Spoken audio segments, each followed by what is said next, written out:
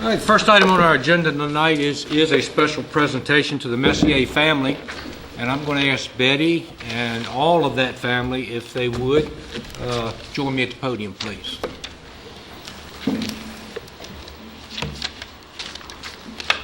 Family, friends.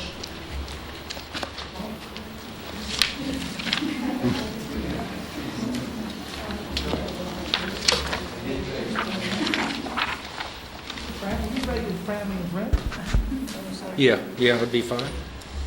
So we can get you guys, they don't need to get me.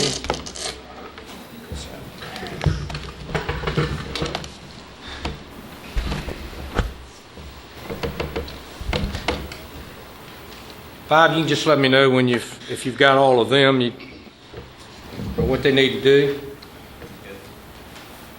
He says it's okay? All right. Certainly tonight it is my honor and it is a privilege to pay tribute to the late Vice Mayor and a friend to the city of Poquoson, Roger Messier. As we remember Roger this evening, we will remember his family, those that steadfastly supported him as Roger served this city for well over 23 years. Tonight I do not pretend to possess the vocabulary, nor do I claim to have the eloquence to adequately describe what Roger meant to his family and what Roger meant to this city. It's certainly difficult to describe the indescribable. Immediately upon Roger's retirement from NASA, he returned to the city and began his public service. In 1983, Roger was appointed to the Poquoson School Board, where he faithfully served until 1989.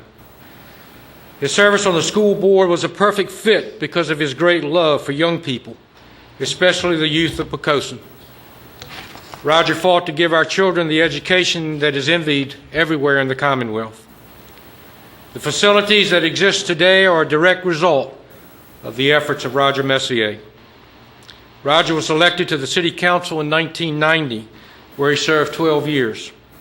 And he was appointed by the members of City Council to serve as Vice Mayor during his last 6 years. Roger knew all too well that being a member of this council, or any council, would be a difficult task.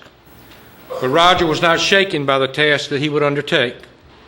He served with a great commitment and distinction. And even when he had no longer served on council, he was not content to sit by and do nothing. Instead, Roger eagerly accepted a position on the Poquoson Industrial Development Authority, where he served from 2005 until his passing. Roger was a loyal friend. To that I can attest. His friendship was pure and it was genuine. And if you were fortunate enough to be a friend of Roger's, then you needed a little more in this life. I am honorably flanked by Roger's family tonight. They too deserve a hearty well done as they gladly shared Roger's life with all of us. How much more could anyone ask of a family than to share their husband, their father, and their grandfather with all of us and with this community? I so admired this family as they courageously stood by Roger during the peaks and valleys of his condition, and not once did they waver. This family actually encouraged others, as did Roger, throughout the entire ordeal. I know that the hearts of this family are broken, and I know the empty feeling that they carry. We tonight can only pray that letting them know that our hearts are broken as well will bring them some solace. Betty, you were especially strong. You truly were the lighthouse in the storm. You were the light at the end of the tunnel. And you became the glue that held your family together. In closing this tribute, I wondered how we could adequately pay tribute to such a phenomenal man, and how can we really thank him for the sacrifices that he made to make this city what it is today. I've not found an answer to that question, and I still search.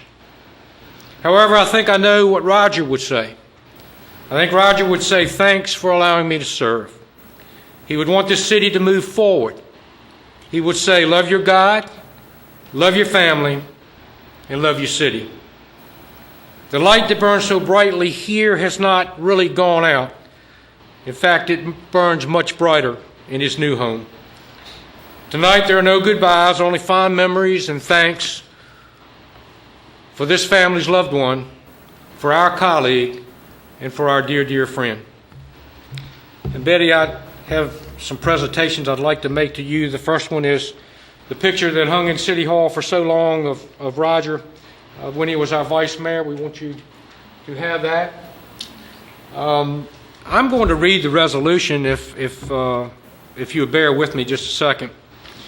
Resolution in memory of Roger M. Messier.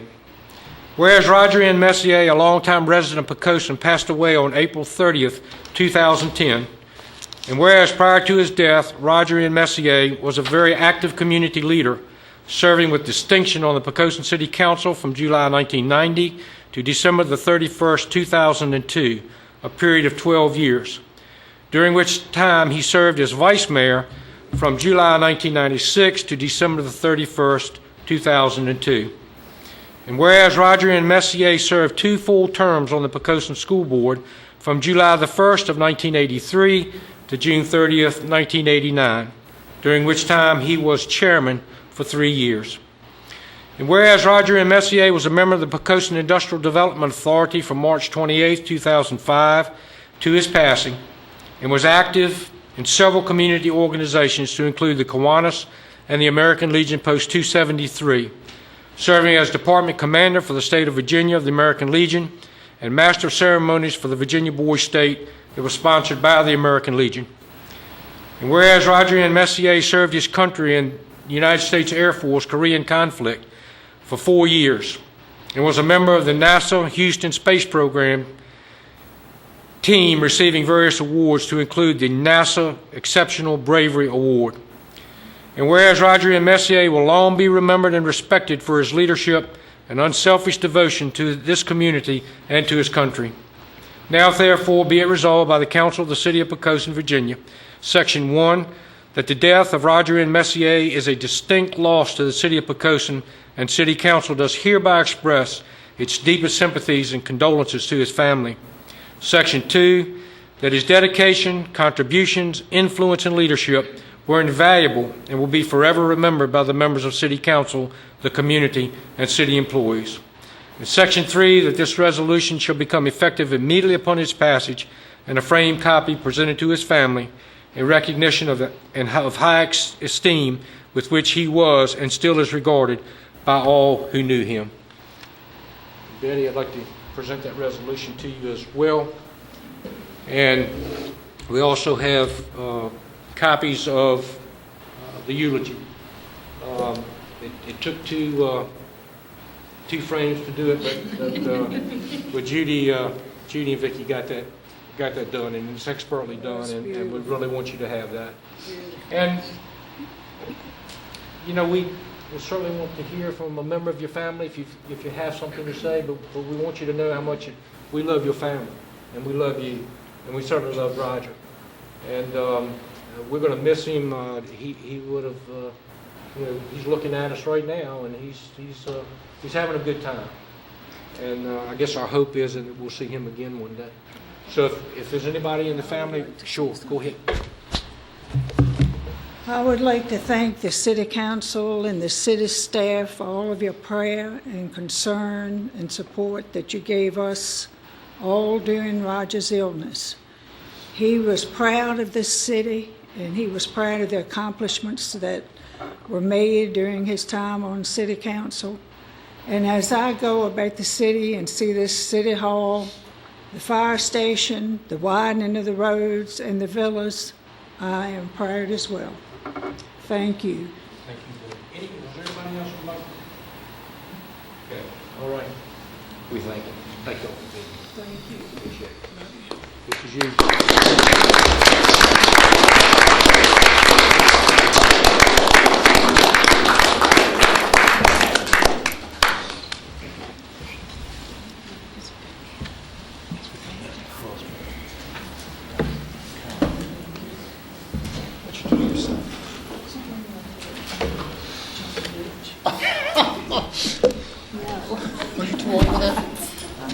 Now you know you are. Yeah. How about here? Okay. All right, let's move on. we understand that Mr. Lutz has not arrived. If he does happen to come in, we can certainly go back to his presentation. We'll move on to audience of our visitors. If there's anyone in the audience that would like to address council on any issue at this time, we'd be delighted to hear from you. Since our folks in our chambers amount to city staff, I don't think they have anything that they would really particularly want to say. So we'll move on to approval of the minutes, and we have two sessions. They have a lot to say. We just, yeah, they got a lot to say. We're just not going to let them say it tonight. Mr. Mayor. Yes, sir. I move that we approve the minutes of the City Council meeting of June 28, 2010, regular session. Thank you, sir. I'll second that, Mr. Mayor. Thank you, sir. Okay, we have a motion made and seconded. We adopt our minutes from our regular session, June 28, 2010. Any concerns, comments, corrections, additions, questions? If not, Ms. Wiggins, please. Vice Mayor Hunt, Aye. Councilman Krieger, Aye. Councilwoman Crawford, Aye.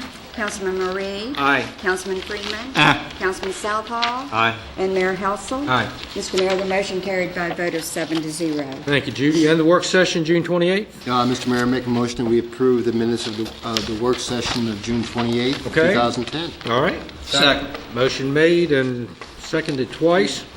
We adopt the minutes from our work session, June 28th as well.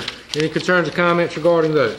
Just one comment. Yes, sir. I just would like to thank publicly Mrs. Firth for bringing all the seafood, Absolutely. that you did to the work session, that we could enjoy it. Absolutely. And those who didn't like the raw oysters and clams, sorry, I love them. Before we take a vote on the work session minutes, just to let council know, I don't know if you were copied on it or not, the letter from Terry Sue. Yes. Okay, and you saw where Mrs. Firth was also copied, so we had promised her we'd keep her in the loop, and we continue to do that. Okay, Judy, please. Councilman Marie, Aye. Councilman Freeman, Councilman Krieger, Aye. Councilman Southall, Aye. Vice Mayor Hunt, Aye. Councilwoman Crawford, and Mayor Helsel. Aye. Mr. Mayor, the motion carried by a vote of 7-0. All right, thank you, ma'am. Let's move on to new business. First item, ordinance amending the noise ordinance. First reading, Mr. Wheeler. Mr. Mayor, council may recall last summer, approximately, due to a state court decision, ours and many noise ordinances across the Commonwealth were rendered invalid. And over the last year, we have worked together, Wayne specifically working with the police department and Chief Bowen, to amend our noise ordinance in a manner that would pass the new legal test in Virginia. And you'll find the fruits of their efforts here. Wayne may wish to speak to it. Also, members of council may not have had a chance to check their emails today. You did get an email today from Mr. Powers. Mr. Powers indicated some suggested modification to the draft noise ordinance. You've got that. Specifically, it's in part anyway dealt with noise coming from woodworking and other types of equipment. If you feel comfortable at your end of your deliberation and moving this forward to second reading, if the council would like us to incorporate aspects of these suggestions into the ordinance next time you see it, we'd be pleased to do that. Okay. Wayne, did I miss anything important? No, just to tell you that what this is a compilation of suggested modifications by the Virginia Municipal League, and also suggested ordinance that Virginia Beach was taking a look at. And so we pirated everything we could from all those ordinances and tried to put it into the format that would make sense for the city. Chief Bowen has been through it. He had some suggestions. We brought in those suggestions. I think staff has seen it.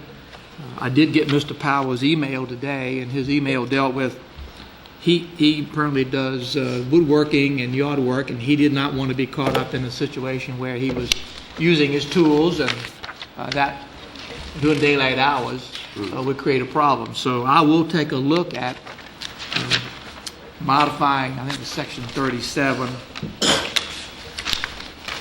Yeah, section 34-37 that has some exemptions for daytime activities, and I will see if there's a reasonable way to incorporate some of those aspects into our ordinance. Sounds good. That would Good, Wayne. Thank allow you. those things to take place. Okay, do you feel confident to move forward with the first reading? May I Yes, get sir. a clarification? Does that mean you're gonna look at things for like people who have wood shops and use saws and machinery and Not lawnmowers? commercial transactions, but homeowners who, have hobbies or things that they do during the daytime that make, I know, you have a skill saw or some type of basic equipment, they have a very high-pitched sound. It certainly would be more than 65 decibels. Yeah.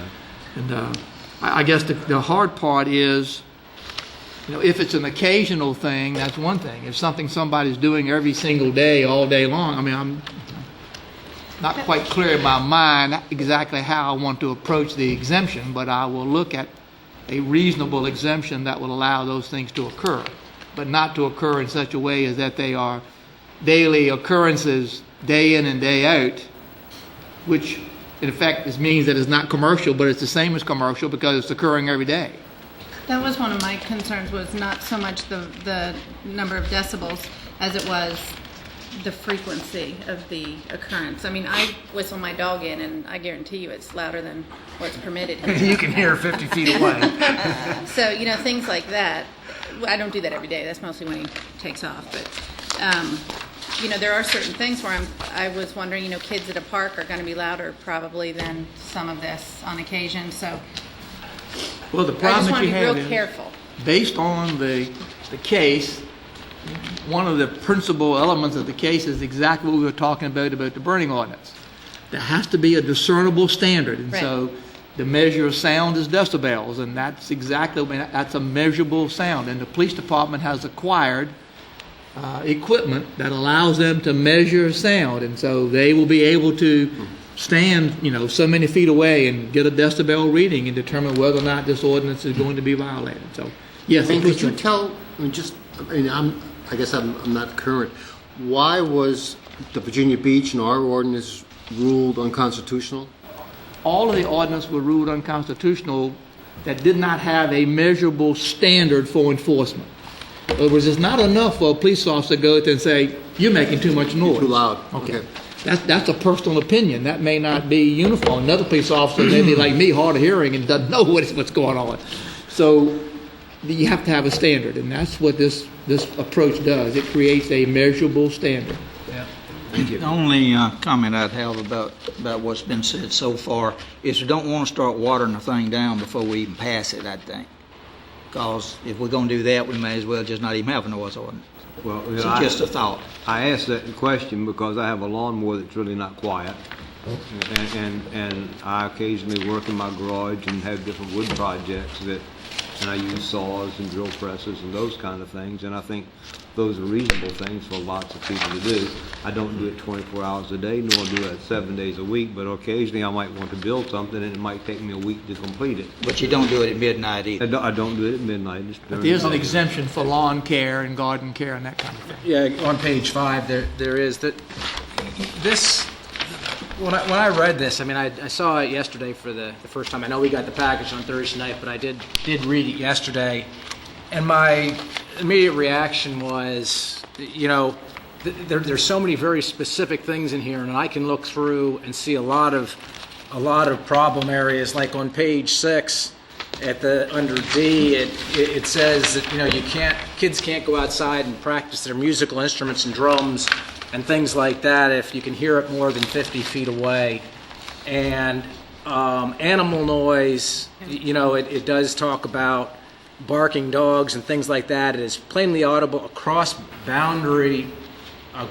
property boundaries.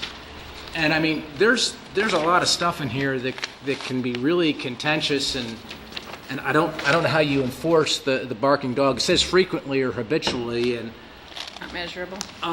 The biggest complaint the police department enforces relative to noise is barking dogs. And we've got that going on in our homeowners association right now. And yeah, that dog, anybody would say it habitually barks. And then there's another one here that you can't have your car stereo up so that you can hear it more than 100 feet away.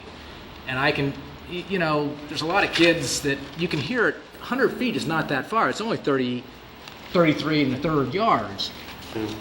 And so I'm worried that this really infringes a lot. And one of the nice things about being in Poquoson is we aren't over-regulated and over-specified. That's why our book of regulations is about 4 inches thick, I think is what it is now. And you look at York County and it's about 6 feet thick, and I don't even know what Virginia Beach is. I just know when I sifted through it online, it's got to be feet wide. And, you know, this is going to be hard to enforce, and I think we got to be careful. I hear about you don't want to water it down, but also if you... Yet. Yeah. Oh, Yeah. you said yeah. I did. So I'll just stop there. And I guess- my concern is it's too much and it's going to have unintended And consequences. I hear you. I guess what I would implore is that, I guess on the way I read the stuff on page 6 is those are exceptions that you can do.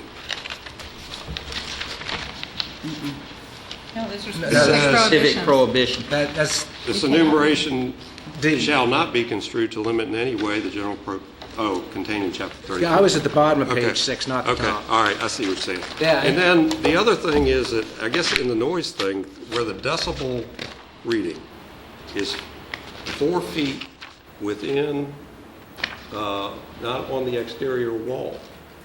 So 4 feet in from the interior wall, you can hear 65 decibels during the day, or 55 during the night. But that's 4 feet, not at their wall, but 4 feet within their bedroom. And Or that's on within. page 4. So that's Yeah. actually not a bad standard of measure. It's not like you can put it up on the window and find the hot spot. But I think But the 4 feet num- in. But that volume Is of- low. on section 3437 doesn't apply to the specific prohibitions in 34-39 on page 6. I think there's some grooming to do here. Yeah, But I think having an ordinance on the books that isn't enforceable Right. is a problem as if well. I have a kid learning how to play a clarinet, I want him outside. Right. Bother I'm the sorry. neighbors instead of you. One of the neighbors And had. that's why we have The sound this room. diffuses a lot better outside. And I would like to clarify one other thing when my concerns were, because I said that I also have woodworking tools and so forth. It wasn't for the sole purpose of me. I think there are hundreds of people in this Oh, city. sure, who I have do too. woodworking tools, okay? Well, that was what Mr. Power's letter was specifically about. And I use my saws outside because I don't like sawdust in my house. I guarantee you, when Miss Joy gets upset with me, she can be 10 feet inside the wall. Don't exceed 65 decibels, I can assure you that. I've heard that before. Okay, I'll ask the question again. Are we comfortable in passing this ordinance at first reading, knowing that Mr. Moore is going to take some additional time and look at it and take those, I'll work on that one section, obviously. Yeah. That- I think the other thing I'm hearing from most members of council here, and I specifically have some issues with it, is that, you know, some of these specific prohibitions, now that I read it as Councilman Marie does, that there's some things in here that we ought to be more careful about, especially about what you do in your own backyard. You know, if you can cut the grass, or you can take the table saw out there, then is there any difference between that and playing a musical instrument, which is also a hobby? Or having a pool party. Or having a pool party or Party with a whatever. So band. Right. we need to be very careful. It looks like, especially in section D, page 6, and make sure that we're fair across all the hobbies and the like. Do we need to really limit the specific things that make noise, or just set a noise level, Well, and that may regardless of be, what makes the noise? and that may be a different way to approach the same problem, and I kind of like that. See, the 65 and 55 decibels, That's I'm below the not human gonna- voice. I don't know what that is. I don't The know. average human voice is, speaking at 1 meter is 60, is what I looked up.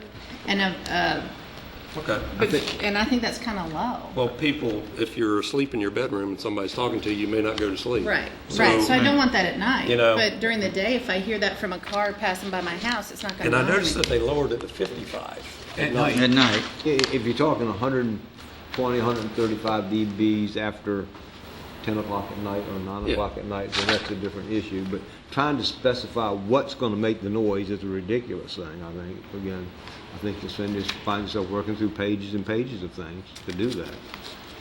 Well, I agree with you generally on the regulation and over-regulation part, and as long as that noise stopped at your property boundary, I would say you could do anything you wanted to, the same as with smoke. But the problem with noise and smoke, too, is that it tends to just totally disrespect property boundaries and just go wherever. And I think we need something like this, at least to start, and then if we need to modify it, we could do that, but at least get a structure in place and on the books. Although generally I oppose regulation, I think we need something.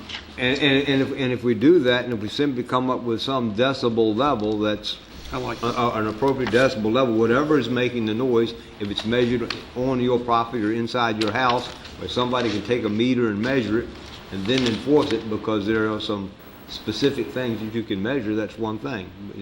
We're trying to say what made the noise, whether somebody played a drum or a clarinet. What I was going back to was a certain volume for a certain length of time. It's going to take me an hour to mow my yard, and that's going to be, I don't know, 100 maybe. But it's okay to mow your yard. Right. It says in here it's that's okay. exception, right.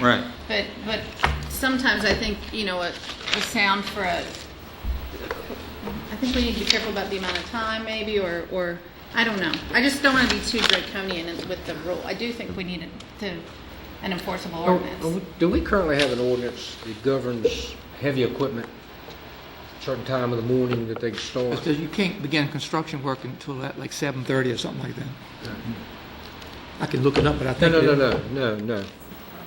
I just would point out that... No, it's under... Unless you work for the city. Yeah, I would just point out that, there are some instances where we're going to be in violation of that, and there are many places in the city that are in violation of it right now.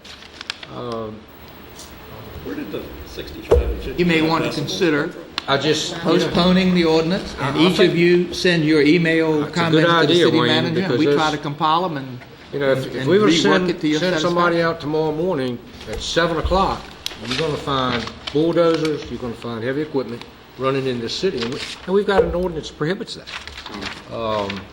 So, I don't want to see us jump into an ordinance that, is not well-founded and we're not ready to Enforce. enforce, because we've got a bunch of them we don't enforce now. The chief of police wants a definable ordinance so that he knows how to tell And I his... think he should have one, how he's supposed to absolutely. enforce it. But we don't have any noise ordinance right now. Correct. We don't have a noise Noise ordinance ordinance right right now. now is not constitutional. Well, no, it was thrown out by the state Supreme Court. We don't even have one. So I think that's a good idea, Wayne. Let's submit, cross-reference this thing and send it to Randy and he to Wayne to see if they can come up with something. Come all to Randy, and Vicki can coordinate, get them together and get them to me. Okay, let me have a different motion. I'll make a motion that we postpone this item on the agenda. Okay? Second. All right, we have a motion made and second that we postpone item 1 under new business, an ordinance amending the noise ordinance. Second. Okay. Judy, please. Councilwoman Crawford. Aye. Vice Mayor Hunt. Aye. Councilman Southall. Aye. Councilman Krieger. Aye. Councilman Freeman. Aye. Councilman Marie. Aye. And Mayor Helser. Aye. Mr. Mayor, the motion carried by a vote of 7-0. Thank you, ma'am. Our second item under new business, an ordinance changing the name of the Industrial Development Authority. Mr. Wheeler? This item comes to you at the request of the IDA. They've requested a name change to be more cognizant with their recognition that their mission inside the city transcends traditional industrial development and really they are a principal partner in the city's economic development efforts, and they would like you to consider a name change. There is no practical effect other than alignment of the name with the mission. Okay. I'll make a motion that we adopt an ordinance changing the name of the Industrial Development Authority to the Economic Development Authority. Okay. I'll second that, Mr. All right, we have a motion made and second that we adopt that ordinance. Any other comments, concerns, questions? Well, No, I'm sorry. I think it's well put forward by the IDA, or what would have been the IDA, that we're not after industry here. The EDA. Yes. Okay, Judy, please. Let me ask one Yes, question. ma'am. Do you want this on a second reading, or you want to adopt it tonight as it? I don't know why we can't adopt it tonight. Be perfectly honest with you, just get it I'll done. modify my motion, adopt it tonight. if you- Second. Just a second. I'll second. Councilman Southall. Aye. Councilman Freeman. Aye. Councilman Marie. Aye. Councilwoman Crawford. Aye. Councilman Krieger. Aye. Vice Mayor Hunt. Aye. And Mayor Helser. All right. Mr. Mayor, the motion carried by a vote of 7-0. Okay, thank you, Judy. Let's move on to item 3. It's a resolution accepting a certain street and subdivision improvements in the Island Cove subdivision into the city's transportation system. Randy? I don't have any comments, sir. Okay, no comments? Mr. Mayor, Yes, sir. I move that we accept a resolution accepting a certain street and subdivision improvements in the Island Cove subdivision of the City of Poquoson Transportation System. Okay. All right, motion made and seconded. We adopt the resolution. I have a Any- question. Yes, ma'am. I have a question on that. Is this the one to the right or the left when you go to Right. Poplar? The one on the right. Weren't there still some drainage issues that people were having based on? Debbie, can you speak to I this? don't know. I don't think I've ever had a complaint You haven't had about- any recent complaints? I'm thinking Walt. This was Walt developed, Burns? Speaking who? Walt Burns, we went in and fixed that BMP. Okay, and everything's good since then, as far as we know? I haven't heard anything in about a year and a half. Have you, Okay. Gordon? Yeah. Okay. No. This is the development at the end of the road behind the middle school? Behind the Yeah, football behind the field, football right? field. Yeah. This Yeah, is we- the newer development on On the left. Poplar Road, and we As went in long there as and we're squared rectified. away and the residents are happy and think we're also squared away, then I'm good. Yeah, I've talked to him, it's been at least a year ago. Okay. And we went in there and Tom's group went in there. Actually, we didn't go in there. We had a group go in there and do some of the work to that pond, and his yard was raised a little bit or something. And I don't want to, That was on the right, correct you, not but on the actually, left. we're talking about two different neighborhoods. Right, but I don't think, that's what I was telling Tracy. We heard, it wasn't in this subdivision, it was the other side that I've heard about a problem, and we took care of that problem. I haven't heard of any problems. Well, I think the problem on Going the other off side the- was affecting this one. I think. I don't Okay. know. I just want to make sure that everybody down there is good. We notified the homeowners association Okay. of this action this Excellent. evening, and we have not heard anything from them. Okay. Just this evening? You notified No, we them? notified them 2 to 3 weeks ago Okay. concerning tonight's actions. Excellent. Thank you. But keep in mind that your actions tonight does not eliminate the developer's obligation to hold a bond for 2 years. Okay. And it's a 2-year defect period. So in 2 years from now, we'll go out and we'll take another look and see if there's any issues before that bond I expires. didn't know that. Thanks. That's Yeah. good to know. Yes, sir. If I could just make one additional point, just to point out that we've put in place a new SOP recently where we affirmatively contact neighborhoods prior to getting to this step to give them one final notice before it even comes to you now. So that's what Debbie alluded to. Great. It's possible they know something that we don't know, and so the best way to know that is It's to been a while. notify them and ask. Well, the best example of that is the Wainwright Drive issue, Right. where staff notified those folks. It's pretty much unprecedented, I think, up until that time, that we notify folks about an action that council may or may not take. So I just commend the staff for sending those letters. I think it's a great idea. And, it's certainly more information for us to digest. Don't you think so, Mrs. Vest? I think it's a wonderful idea. Thank you, ma'am. I think that's what you were going to say earlier tonight. Okay, is there any comments before we ask for a motion? Sure would like to have one. We've got a motion and a second, Mr. Okay, Mayor. then Mrs. Wiggins, please. Vice Mayor Hunt. Aye. Councilman Krieger. Aye. Councilwoman Crawford. Aye. Councilman Marie. Aye. Councilman Freeman. Aye. Councilman Southall. Aye. And Mayor Helsel. Aye. Mr. Mayor, the motion carried by a vote of 7-0. Okay, thank you, ma'am. We'll move on to item 4, resolutions in honor of retiring employees. Randy, any comments before we adopt those as a body? As you recall from our last meeting, discussed briefly the persons that were retiring from the city and their years of service and their contributions would warrant and would be appropriate to mention them again by name.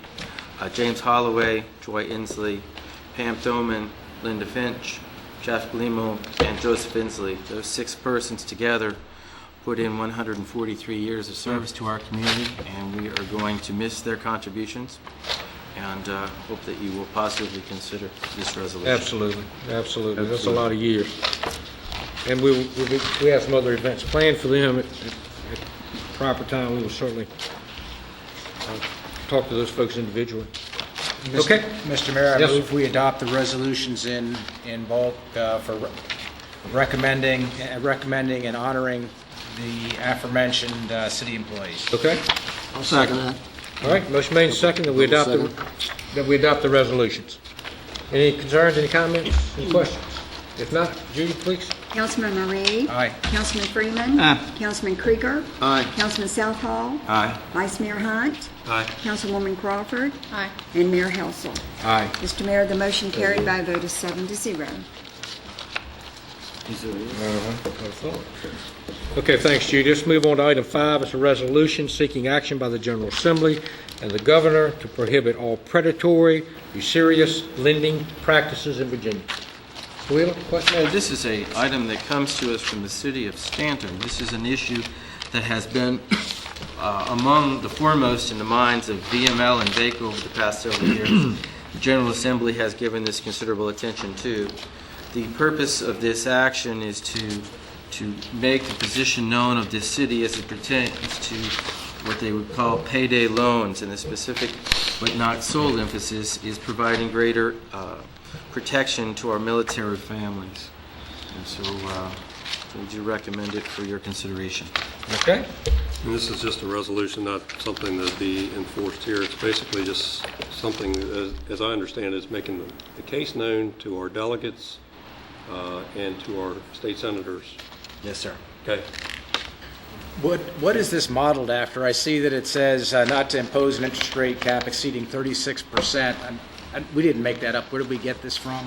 The resolution comes to you in draft form from the city of Stanton. And So this is verbatim from what Stanton. Yes, sir. Okay.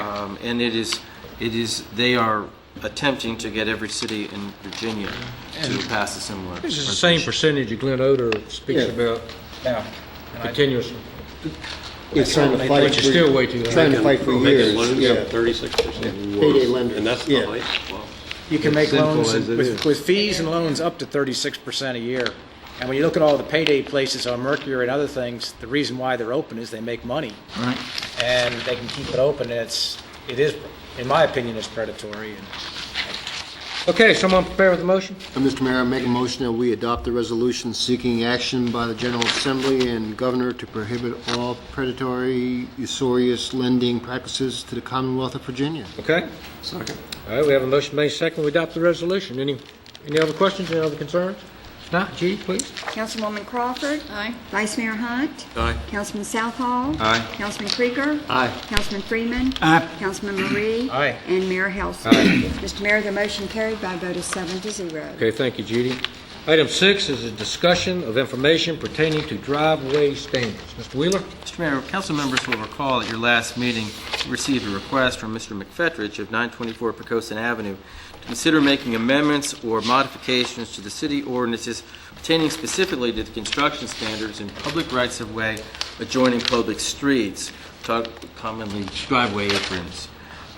What you have here is some extensive information that's put together by Mr. Poquoson. I'm going to ask him in a moment to come forward and speak. He spent a great deal of time putting this together for you, but in it, what Mark has attempted to do is to lay out the history of why we have these standards since 1982, what our history has been, the reasons that we have them, and the things that the council may want to consider should you consider or desire potentially making changes to it. I would point out, Mark does a great job of listing six important aspects to think about. One additional one, which is not specifically in Mark's, but is in the cover, is to the best of my knowledge, all of our HOA standards are tied to the city ordinances too. And so if you make changes, we're going to have to go out to make a special effort to communicate that so that our residents in HOA subdivisions are not inadvertently looking at the wrong document and going in the wrong direction.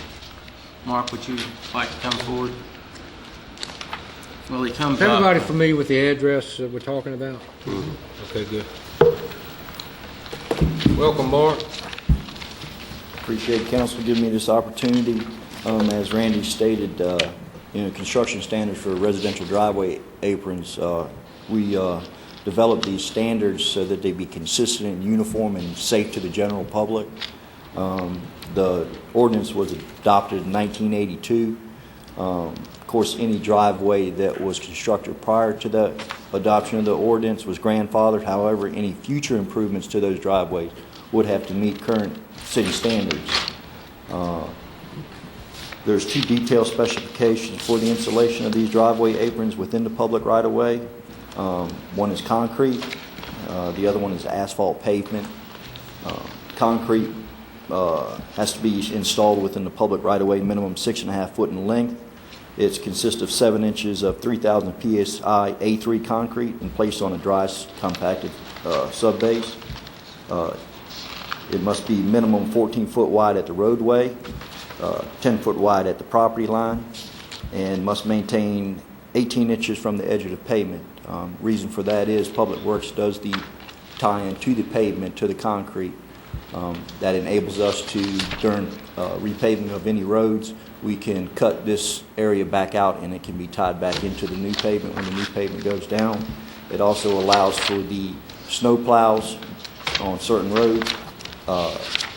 When they go through there, they can't judge the distance of the edge of the road sometimes. If they clip this 18-inch piece of asphalt out, we can easily replace that instead of having to go back and replace the concrete. Asphalt pavements, again, minimum 6.5 foot in length, consists of 2 inches of SM 9.5 surface asphalt pavement, and it is to be placed on 6 inches of dry compacted VDOT type 21A or B crusher run stone. Again, the apron must be a minimum of 14 foot in width at the roadway, 10 foot width at the private property line. And this driveway does get tied into the asphalt. The above detailed specifications are placed to provide the following: ensure that improvements in the public right-of-ways are consistent, uniform, and safe for the public. Provide a durable surface. Ease of construction and installation. The least amount of maintenance.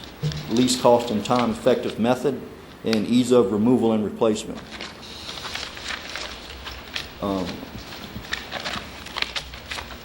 There's a process that we follow. One is the property owner or the contractor is to obtain the required permit. We have 3 permits in place. One is for curb and gutter, where existing curb and gutter is. One is for a installation of culvert pipelines. And then the other one is the installation of an apron only, where there's existing culvert pipelines. However, these existing culvert pipelines must be inspected and deemed adequate to continue to be used by the city. All inspections are required before any placement of pipe are put in the ground, and any concrete or asphalt is put down. There are inspections required.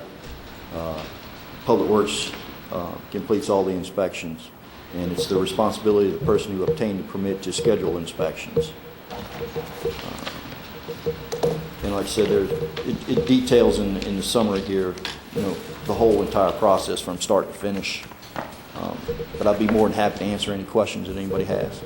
Any questions, Mark? Kerry? When we're only talking about the public right-of-way portion. Yes, sir. A person can have whatever kind of driveway they wish as long as they're off the public right-of-way. Yes, sir. They can put any type of material they like from their property line on up. Anything in the public right-of-way has to be constructed to current city standards. So Mr. McFedris can have his cobblestones? He can have the cobblestones on his private property, yes, sir. But not on the city right-of-way. Not where he put them. Right. Yeah. Right. Well, Mark, I'd like to say you did a really good job of putting all this together. Thank you. One question I had is it said it has to be a minimum of 6.5 feet and the public right-of-way. So does that mean that if that 6.5 feet goes into his private area, if we have less than a 6.5 foot easement, he still has to do concrete and asphalt that whole 6.5 foot in? Or am I reading this wrong? We try and usually the minimum throughout the city is a 6.5 foot area. Right. There are some areas that you can't do the 6.5 foot, and we do work with the homeowner at that time and allow them to either extend the driveway partially out.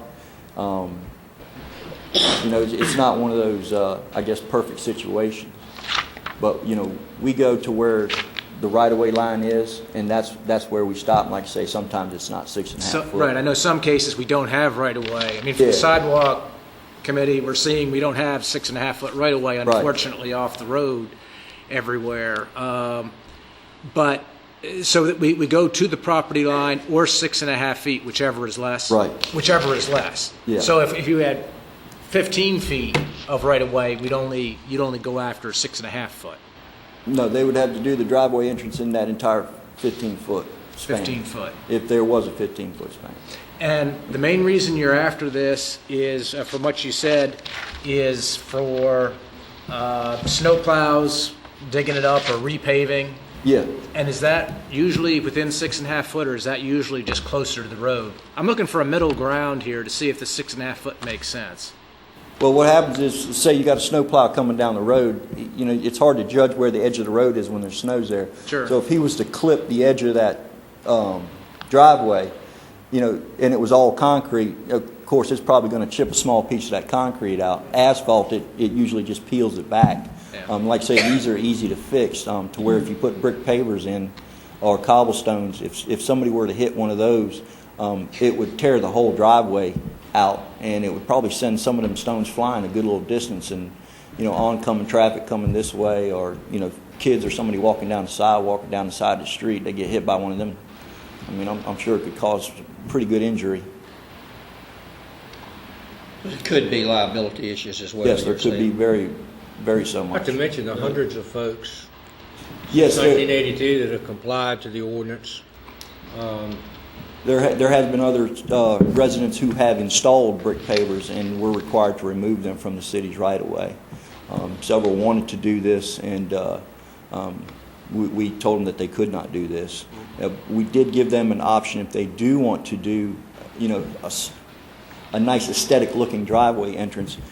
We did allow them to do stamped concrete, which looks like cobblestone or brick pavers. Right.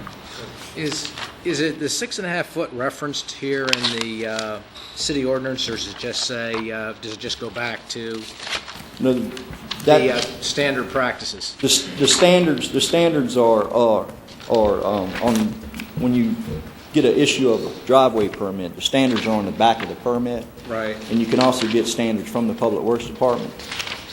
I mean, it entails shows details of how to install the driveways and what the minimum requirements are as far as width, depth, and length. And so it's a minimum of 6.5 foot. And if you would tell me that, I mean, I would be happy if it was just 6.5 foot, period. That would be good, because, you know, if you have, the city has a right-of-way of 15 feet, I mean, a lot of people probably do their pavers once they get off the city property, don't they? Yeah, a lot of them do brick pavers once they get off the city. And just as a way of meeting, I mean, people are trying to make their places look better. I mean, that's why, that's the whole reason why they're doing it. So if we just had it be 6.5 feet back in, I think that would be a good, consistent standard. Oh, yeah, I agree with you. Okay. Well, what about your comment, 6.5 feet or the property line, whichever? If the city doesn't have the 6.5 foot and...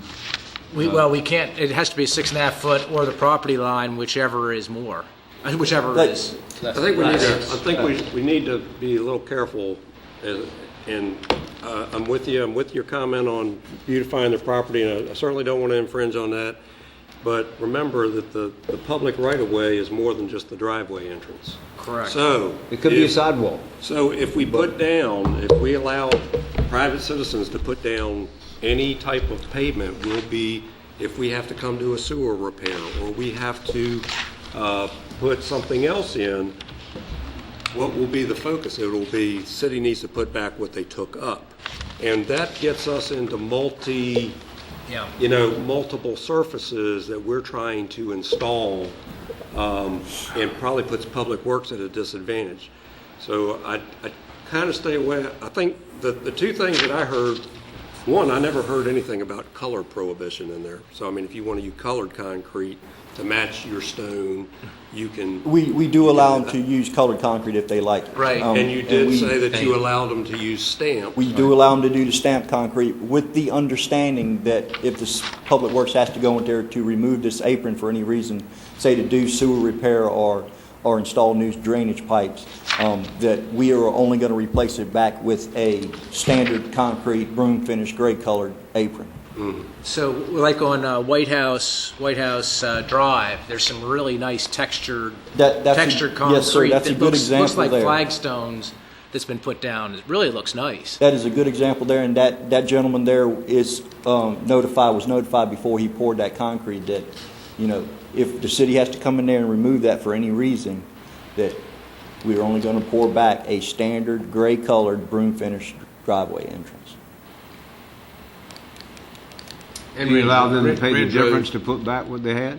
Let them put in what they want. If he wants to pay the difference, or, he can put in what he wants. So basically, what I'm hearing out of this conversation is that, and the reason it's on here is just for discussion, right? That's correct. You all requested at your last meeting additional information after Mr. McFetrich made his request of you. At the same time, I agreed to hold off on his notice to comply, which is a 10-day notice, and I think 3 days had expired at that point. So if the city council wants to consider amendments, then I suggest you move forward, and we'll hold off the notice to comply to Mr. McFetrich until you've made a final decision, or if you feel comfortable with this and don't desire to make changes at this point, or changes that would affect Mr. McFetrich's complaint, then we will notify him and restart What that he's notice. done is absolutely beautiful, no question about that, and the pavers that he's continued up in his yard are absolutely beautiful as well. But I'm concerned about the folks that we have said, and I'm thinking of hundreds, that comply with the ordinance. And if we allow this, then we've got to go back to those folks and allow them to do what it was that they initially talked to staff about doing at their, and I don't know how you'll ever keep up with that. And I think the reason that we're in this predicament, or even discussing this item, was the process didn't go through as followed, as directed. Is that correct? That's correct. The practice in your ordinance is that a person would approach us and get the required permits ahead of time. That did not happen in this case. We discovered it. We notified Mr. McFetrich of the conflict with the ordinance, and he indicated he would come and ask you to consider it, while at the same time we were proceeding. Okay, you got other questions of Mark? I personally don't see any action coming out of this. Yep. I see no reason to change what we Okay. have. I just want to say that Mark's explanation completely changed my mind on the way I was from what I'd read, so I think you did a super job. Mr. Mark does, you do an exceptional job for this city. Well, thank you. And you need to know that, and I personally, I know this council is impressed with the way you do things, Mark. So we thank you. I do appreciate it. We thank you. Okay. All right, thank you. All right, sir, let's move on. Item 7, resolution making appointments to the Colonial Behavioral Health and Virginia Peninsula's Public Service Authority. Randy, any comments regarding that? No, sir. Okay. Gene, have you got a... Mr. Tom? Mr. Mayor, I'd like to make a motion to approve a resolution making appointments to Colonial Behavioral Health and the Virginia Peninsula Public Service Authority with the following names of Mary Hunt Diggs for the Colonial Behavioral Health, term to expire June 30th, 2011, and for the Virginia Peninsula Public Service Authority, the name of Randy Wheeler, to expire December 31st, 2012. That is, of course, the membership to expire at that time. Okay. I'll second that. All right, we have a motion made and seconded. We adopt the resolution with those names inserted. Any concerns or comments? Okay, Judy, please. Vice Mayor Hunt. Aye. Councilman Krieger. Aye. Councilwoman Crawford. Aye. Councilman Marie. Aye. Councilman Freeman. Aye. Councilman Southall. Aye. And Mayor Helsel. Aye. Mr. Mayor, the motion carried by a vote of 7-0. Thank you, Judy. Mr. Wheeler, any comments? I have only two very brief comments, or one brief one anyway. Just to extend an invitation to members of City Council and your family to a retirement celebration that we're hosting as employees for our retiring employees this on I think it's Sunday, August the 8th. If you can make it, we would welcome and appreciate your attendance. The other item, and I apologize that I didn't have this to put in your package, but between getting this late Wednesday night and Thursday root canal, I was not in top form last Thursday. At your place, members of council will see a couple of schematics. Tom Jones, myself, Dave Callis have been working with the ladies who have helped us in the past and are helping us now with Kids Island. What you see in these two schematics is an approximation, but a pretty close one, of what we think that first phase should be. There are two large play areas, one geared towards smaller children. The second to the two, the one in the back, would be located on what's traditionally been the little tot side, and the other, more expansive, to be located in the general proximity of the tire pile, which will be moved, not removed, but moved from the site. I'm letting you see this in case you've got reaction to it or instructions to the contrary. What the cost for this equipment, both of them together, will exceed what we have currently in the budget by about $7,000. We think there is a very strong chance that through the community donation efforts, which have already started, that we'll get that back, meaning that the public outlay will not be any more than what you've appropriated. I wanted to make sure I heard that number right. 7,000 or 70? 7,000 more than what you've appropriated. Okay. I'm sorry. Just want to make sure I heard that. I think they've actually already come up with 2,000 of the 7. What I'm asking for is some direction. These are significant contracts, so I need to bring something to your next meeting to award them, as this is the city component of this project. And my recommendation is that we go ahead with both pieces. But if you feel strongly we need to stay within our appropriation, then I'll bring one of the two to your next meeting. I feel very confident that they'll make up the difference. They've already made up 2 of the 7, and we've only been doing this for about 6 weeks. My advice, Steve, would be bring both of them. Because I think the $7,000 is going to be accomplished very, very quickly. Is there If it's any, not accomplished, I think we'll accomplish it. is there any indication from the developer or the builder how long this equipment will last this time? I mean, are they giving us a life shelf of, 15 years, 2 years? That is knowable, Mr. Krieger, but I don't know it off the top of my head. It is designed to be maintenance-free and very long-term in use. Well, you see, because it's built in pieces like an erector set, that it's replaceable as pieces wear out, and without having to replace the structure itself. So it is designed to be relatively headache-free, assuming that our citizens or our guests don't light any parts of it on fire. And if they do, we can replace that piece relatively easily. I think this is a real good first step. It's phase 1. It's the city of Poquoson and the council's reinvestment back into the park. And then the plan is beyond phase 1, which are these 2 aspects, that the group that's working in the community will fundraise. They've got smaller ones and larger ones. And they're going to go out and fundraise and work with us and fill this park to its fullest safe extent. But this would be a great start. Okay. Okay. Is that the direction you need?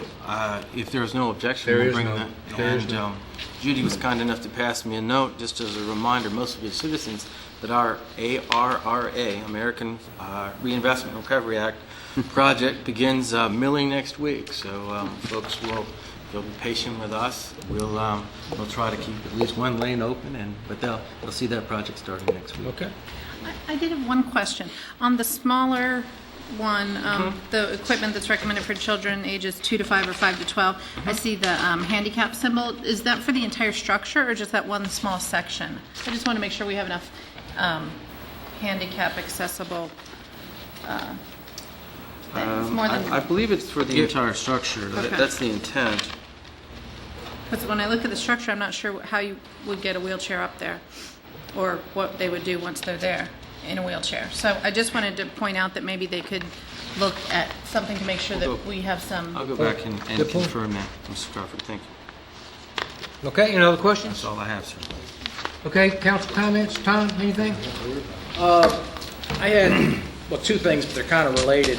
We talked about Wainwright, the end of Wainwright Road and the flooding problems last time a good bit when we were in conjunction with the idea of selling to selling that small piece of land that could be used for a road. And I had the opportunity to talk with the residents, as some other people on council did, and it's pretty clear that the base problem that they're concerned with there is something that's common to our city, which is they're bothered by flooding when it rains. And the problem in Poquoson is flat. And since Poquoson is flat, water doesn't run away real well. And I saw a home video of water coming down a sizable amount of water coming down a private driveway and then coming into this area. It would go over this road that we were talking about.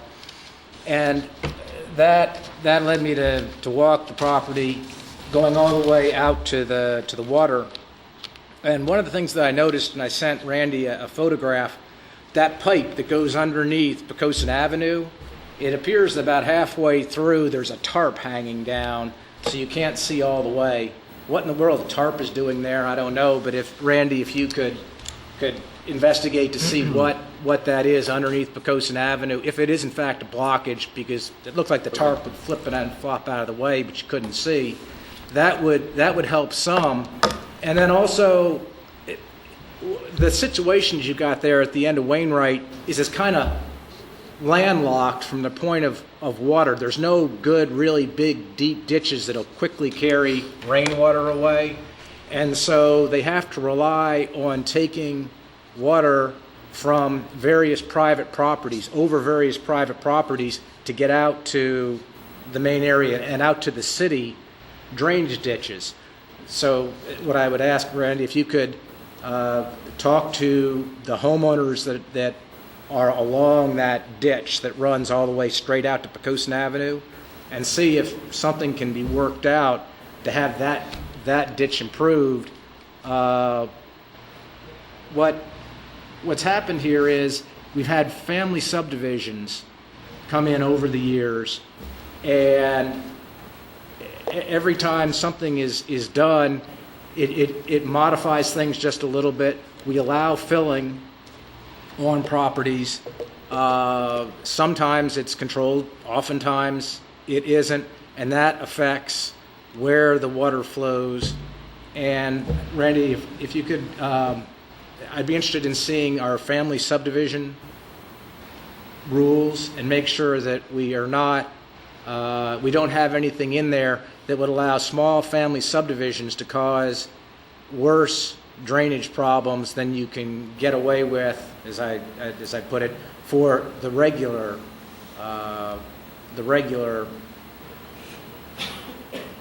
subdivisions that go in. And then that was the first thing on Wainwright.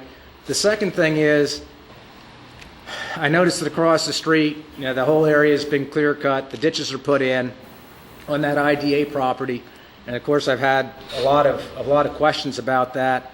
And just so the people know that that property was cleared because the IDA wants to put it in a manner that'll make it saleable, and I agree with that because we need economic development in town. But we had asked at last meeting if we could keep some trees. I know Kerry had suggested that too, keep some trees so that people could enjoy that property until it does get sold. And now that it's all been clear cut, what I'd ask, if you could go back to the IDA and ask them to plant some trees. I mean, I don't know how long it's going to be until they sell that property. It's, given the economic situation, it's probably going to be quite a while. And I think that the driving force on clearing that property is that next month or the month after, their 5-year Corps of Engineers wetlands delineation expired, and there were strong indications from someone who looked at the property last year to develop it that the next Corps of Engineers wetland delineation would take about half of that property away. So what the IDA was doing was preemptive and in accordance with the law to keep as much land as possible available for economic development in the town. So if you could ask them to put some trees on there, I would appreciate it. That's it. Okay. Kerry? I have nothing, Mr. Mayor. Okay. Frank? Yes, Mr. Mayor. Two things. I guess back in late June, the city manager floated around an idea about giving some bonuses to city employees. And it's been floating back and forth for the last month or so. And I'd like to see us at the next meeting have a work session to, decide how all of us on council feels about bonuses and for the employees, and then also perhaps to have a resolution available so that if we agree that yes, we want to do it, that it's available for us to add to the agenda. It's like $136,000, so the city manager can't do it on his own without a resolution. But I think it's long deserved and needed by our employees, and if we have the money, I think we should do it. And if I could add one thing to that, Frank. By And all that means, is that Tom. I think we need to recognize that one of the big reasons that we did get a surplus here is because the city employees did a really good job. And I mean, they are frugal day in and day out, and this allows them to see some of the benefits. And as we've talked about in the past, many of our city employees receive 15 to 25% less in compensation than other areas, municipalities, and this won't take care of the problem by any means. Well, at least I consider it to be a problem. I think that's a more long-term thing that we can talk about, but I do think talking about this is a very good thing at the next work session. Well, and most of us have talked about that today, and I think that's a very good way to get started. Just have a work session so that council can be made fully aware, and I think most of us already are of the figures that Randy is working with, and are satisfied to that degree that those numbers are okay to use. But for us, we need to sit down as a council and make sure. I think that we move forward in the proper way. To try to argue that our folks are not best in the business, just won't be an argument about that. To try to argue that our folks are low on the pay scale, there is no argument there. They are. You can check any municipality that you like to, bar one up in Northern Virginia that only has one fireman. But we need to say to you, all of you that are here tonight, we need to say to you more and more how much we appreciate you. But more than that, we need kind of, not say it Do something. quite as much, but do something about it. And so we will have that work session, and if you will prepare a resolution. In fact, if council would like, we'll do it any way you want to do it. We can do it before our next meeting, but we could have that meeting in a couple of weeks if you'd like. I don't know what you may have come up, between now and the end of August. But we could do it in a couple of weeks and have that done and out of the way if it's agreeable with council. That'd be fine. We'll just call and check and see what come in here as early as you want to and have it. And Okay. Is that all right? We'll poll council tomorrow then on possible dates for a special meeting. if that's okay with everybody. Approximately 2 weeks out.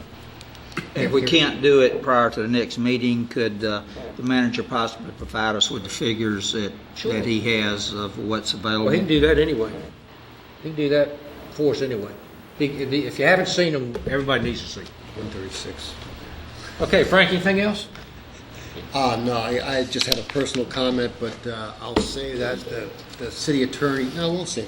The city attorney told me that one of our former councilmen have accused me of avoiding him on a golf course. I just want to make a statement. I just want to make a statement tonight that I am ready anytime, any day, any hour to go out and face him. Mr. Moore, is that correct? I heard, I'll make sure it gets passed on to the appropriate party. That's all, sir. Okay, Bud?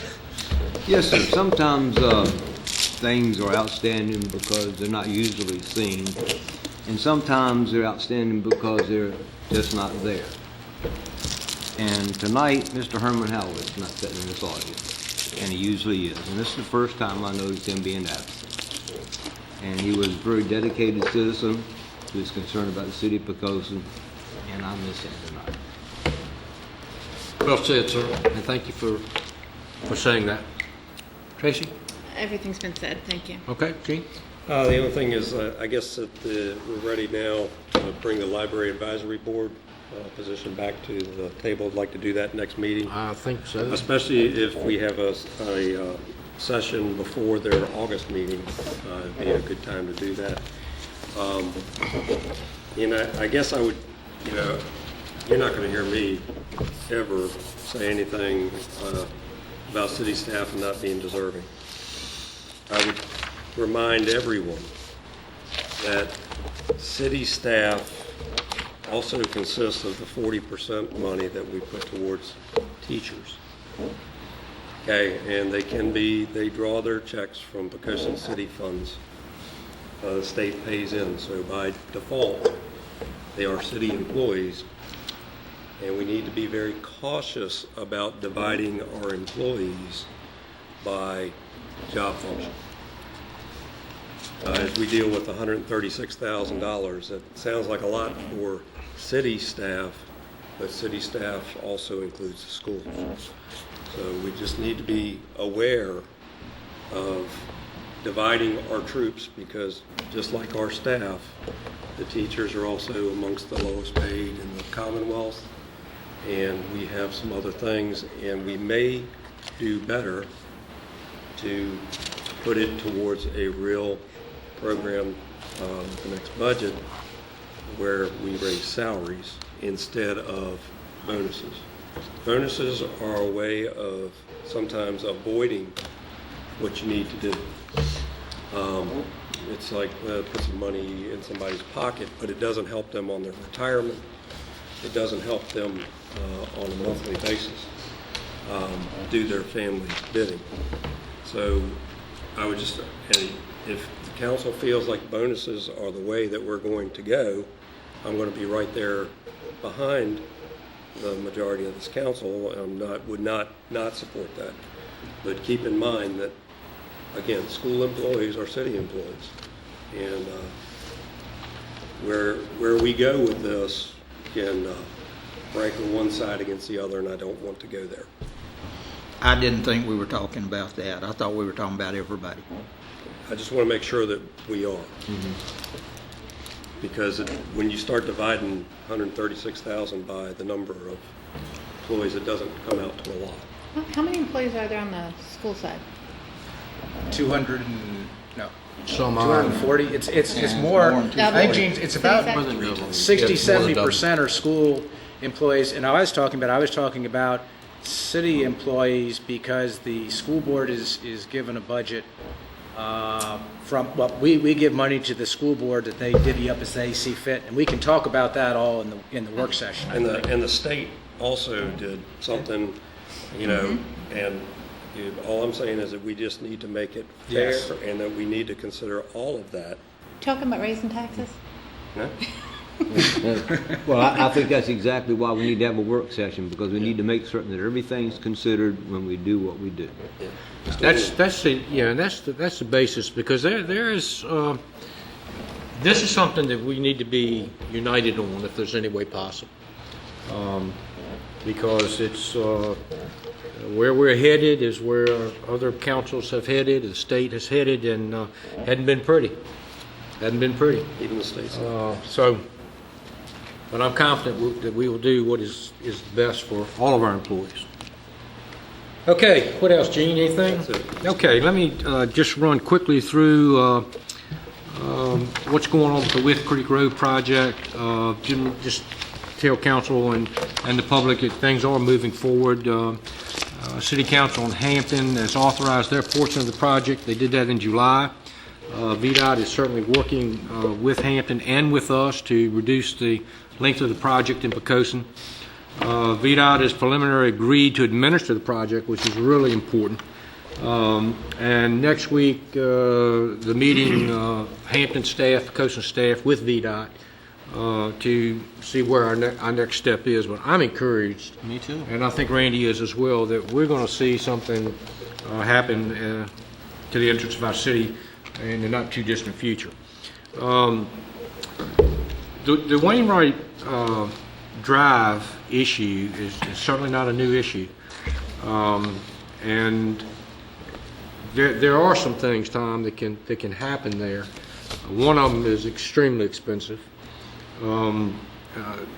I think some of the ditching that you're talking about, if we could get easements from the property owner, I don't know that that's going to happen, but it would certainly add to eliminating some of that drainage problems back there.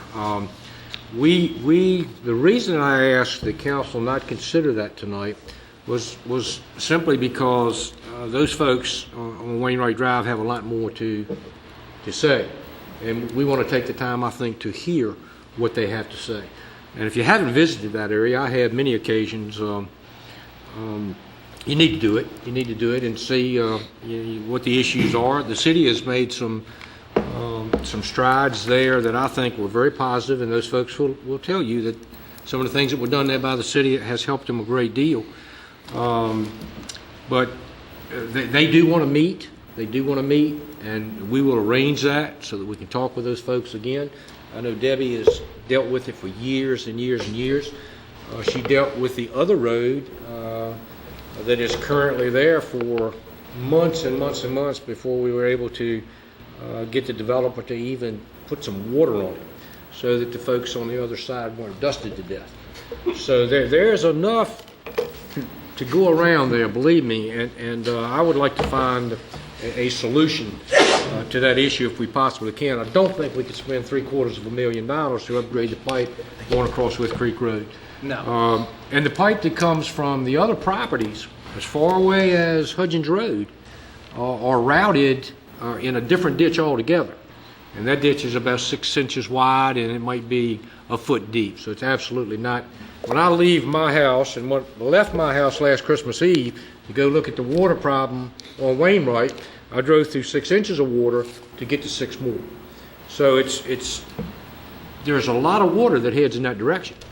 And not everybody is up on the hill, but at any rate, I've talked with the Mr. Forrest this week. I had a spirited discussion with him. The Blanketships, I've just talked with them this week as well, and we're going to sit down and with Randy and some of staff and see if we can come up with some solutions there. And if we can, we'll get back to council just as quickly as it happens. Follow up on that. Yes, sir. You absolutely can. I've looked down there too, and I've also looked within some of the older cities around the Commonwealth. One thing that we seem to do, we get ourselves plugged into it's got to be a elevated road that's crowned instead of what used to be the drainage structure was actually an inverted road, where the road actually carried the water, and basically by inverting the road, you basically get your drainage structure. And then, of course, with the BMP rules and all that sort of stuff that we do today, sometimes the old practices were well thought out. And I'm not sure that we're not just trying to put a square peg in a round hole here, when maybe the road structure itself could be used to improve the drainage down there and be part of the fix that we're looking for. Where you get into problems is when you have to put in this much road and these 2 ditches, and you got to drain both sides of the road. It gets really expensive. Whereas if you invert, and I understand you don't want to invert on a high speed on a highway, that you don't want water pooling, but in a driveway situation, it seems like it could be advantageous, and that's where I've seen it employed. Or family subdivisions. Or family subdivisions. But one of the things also, we have a lot of areas in the city, as you all know, Absolutely. that have problems with drainage. I mean, and we keep saying we're going to fix Church and Lodge, we're going to fix Hopkins Court, we're going to fix now, Wainwright, and there's other streets, whatever. And you probably put the total sum of money to fix them, and it's Well, it goes back to what Tom said, which was Poquoson flat. yeah. It's, but I mean, it's hard to get yeah. drainage in a flat community, and that's why I'm But saying. Gene, it's hard to tell the people in Wainwright that we're going to fix you next when the people down on Church and Lodge have been waiting for years, or the people on Hopkins have been waiting for years to have their problems fixed. I mean, Absolutely, no question. I guess Yeah. what I'm trying I to have no say is question. that maybe part of the solution is working with the development to solve this one, because that's where most of the best public-private enterprises can reach success. I'm not saying it will work in this. I know all the parties that we're dealing with, and I kind of know some of the idiosyncrasies of working that deal out. But I'm just saying, can the person who wants the right-of-way work if we give him more options yeah. to accomplish our goal without city dollars, because we save him the money of full things by using something more creative? And because we're looking at a development down there instead of an established Right. residence area, we might have more of a chance. You're right. Well, and the portion about Wainwright is, with an easement to the city, we correct a lot of that very quickly. Very quickly. Dig a It's, ditch. it's a lot different than, in fact, I'm not sure, didn't we just do recently the piping under with Crake Road? Did we not do some clearing under there, or some debris clearing in the pipe system? I think we did around Oxford when. We've done the when, creek a couple times on but Oxford, I always- Oxford for Run some- No, Creek. we were clogged under around Farm Fresh is what we were Somewhere, thinking and I about. thought that we There cleared still, that. there and- still is an obstruction in Farm Fresh where they put a sanitary sewer manway in, so it blocks an awful lot of the storm sewer. And not that the two are commingled at all. I'm not saying that, right. but the structure itself bothers it. And so one of the big fixes that would really help the people over on Hopkins is to fix just that one minor item. And that was a comment that I gave to the city engineer 3 years ago. That's one of the problems right out there. And I actually went down that manway and looked at it. You can see where that structure is blocking. If that's blocked, then we need to remove it. But that's one of the important things is, Mr. Mayor, you're right that the whole plan is $750,000, but what you need to do We're back is... to Wainwright now. You're here on Wainwright, but this applies to almost all of these things. We need to go look and see, if there's a $50,000 piece that can get rid of 40% of the problem, rather than paying, $750,000 to make it all perfect. I mean, these people just want something better. Yeah, and I think that opening that ditch is going to give them something Yes. better. Yeah. I mean, Now, when they deal with the tide, there's not a lot we're going to be able to do with that. no, well, it's going to make the tide worse. But it's The tide problem is going to get But worse it when we make is- the rain drainage there's a better. high percentage of water that will not flow on those folks if we can secure that easement. But and like Tom said, we did take, a cheaper route for Oxford Muse and the Hopkins people by blowing out the lines Right. and by going here back on Oxford Run and cleaning out the ditches up as far as the pump station, as far as we could go. Yeah, Because all of them back through here. yeah, actually. yeah. I mean, And- And I Public don't know Works did a that, great job years ago. I don't know whether- what'll happen. We get another 5. We haven't heard from them. If you get another 5 inches of rain, we'll see what we've done. But at first We could be blush, it waiting was for- we're going to We could be flood. waiting for a few more months. Oh yeah. Could be waiting a few more years. But at any rate, those folks are certainly not off the schedule any more than these folks are. This just happens to be a way that we can do this and do it very quickly, and just kind of get away from there. The Nash team. those folks that are put together to, Bud's familiar with it, I know, but Roger was our member. And, we need somebody to fill that position. And I've talked to Delma Freeman, and most of you all know Delma Freeman.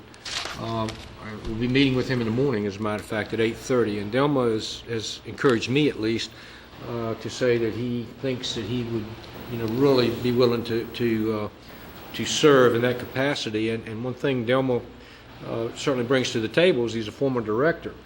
And what we're looking for is some assistance, not only from Bruce Hochstraten, who is one of the principals there, but someone on that team that not only knows what's going on inside the gate, but someone that can, learn about, hear about various government projects that Randy and I have been notified about that are out there or that are coming this way. And I think it blends in beautifully with the piece of land that's been cleared. I would love to see a NASA or a NASA contractor, something from the Air Force Base there. I really would. And that's so. Delma's not only a long-time resident, he's just a great individual and would represent this city well. So I would ask you to think about that, and I will talk to him in the morning and hope to get his commitment. And if so, we'd like to officially do that, I guess, at our next meeting, putting him on the NAS team. And I think he'll be a tremendous asset to the city, and I think he could take us a long way. I really do. Okay, anything else? Anybody else think of anything? One thing, Mr. Mayor, just real quick. Go ahead. I don't know who read the Hampton brochure, the 400th anniversary brochure, and they talked about NASA and they talked about Langley and different things. Roger Messier's name appeared in there under NASA, and how the work he did with going down to Houston and whatever else. And I thought, wow. I mean, to appear, in 400th anniversary of the city of Hampton and to have his name come up, quite an accomplishment, quite an individual. And as you're reading the thing tonight, to his family, I thought of it and I said, wow, Glad you mentioned what a guy. Yeah. Oh, absolutely. That's it. Absolutely. Carrie, Tom, did you? Somebody raised it. Did you raise your hand? We have a need for a brief closed session. I know that, but do you have anything else? No, sir. Okay. All right. And we need a motion to go to closed session pursuant to Section 2.2-3711A3 of the Code of Virginia, 1950, as amended, to discuss the disposition of publicly held real property, subject Tower and Poquoson Avenue property. So moved, Mr. Mayor. Okay, so second. All right, motion made and second. We go to closed session. Mrs. Wiggins, please. Councilwoman Crawford. Aye. Vice Mayor Hunt. Aye. Councilman Southall. Aye. Councilman Krieger. Aye. Councilman Friedman. Aye. Councilman Marie. Aye. And Mayor Helsing. Aye. Mr. Mayor, the motion carried by a vote of 7-0. Thank you, man.